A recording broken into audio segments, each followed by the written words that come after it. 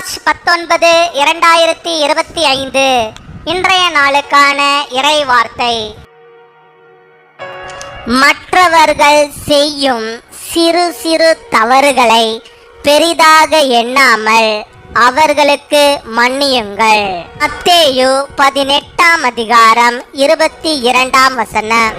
அதற்கு இயேசு 7 தரம் மாத்திரமல்ல 7 தரம் மட்டும் என்று உனக்கு சொல்லுகிறேன். என் அன்பு சகோதர சகோதரிகளே, இயேசு கிறிஸ்து பேதுருவினிடத்தில் அவன் தன் சகோதரனை 7 தரம் மன்னிக்க வேண்டும் என்று சொல்லுகிறார். 70 என்பது நம்முடைய ஜீவிய காலம் முழுவதையும் குறிக்கிறது. 7 என்ற எண் பூரணத்தை குறிக்கின்றது.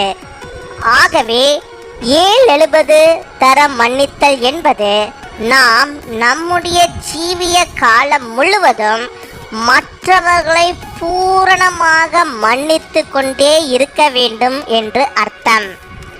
நம்மை மன்னிக்கும்படியாக இயேசு கிறிஸ்து கல்வாரி சிலுவையிலே செலுத்திய இரத்தம் விலையேற பெற்றதாகும். நாம் பிறரை மன்னித்து நேசிக்க கற்றுக்கொள்வோமாக. கர்த்தர் தாமே உங்களை ஆசீர்வதிப்பாராக.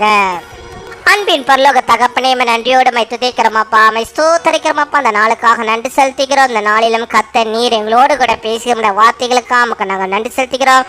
நல்லவரே, நன்மை செய்கிறவரே, கிருபையுள்ளவரே, இரக்கமுள்ளவரே, மனதுருக்கமுள்ளவரே, ஜீவனுள்ளவரே, ஜீவாதிபதியே மை ஸ்தோத்தரிக்கிறோம். அப்பா, நாங்கள் மற்றவர்கள் செய்கிற சிறு சிறு தவறுகளை ஆண்டவரே நாங்கள் பெரிதாக எண்ணாமல் அதை நாங்கள் மன்னிக்கும்படியான ஸ்லாக்கியத்தை நீர் எங்களுக்கு உண்டாக்க வேண்டுமா ஜெபிக்கிறோம் ஆண்டவரே. ஆம் சுவாமி, நாங்கள் மற்றவர்களுக்கு மன்னிக்க வேண்டும் ஆண்டவரே. அப்பா, மன்னிப்பின் உறுதியை நாங்கள் ஆண்டவரை பெற்றிருக்கிறோம்.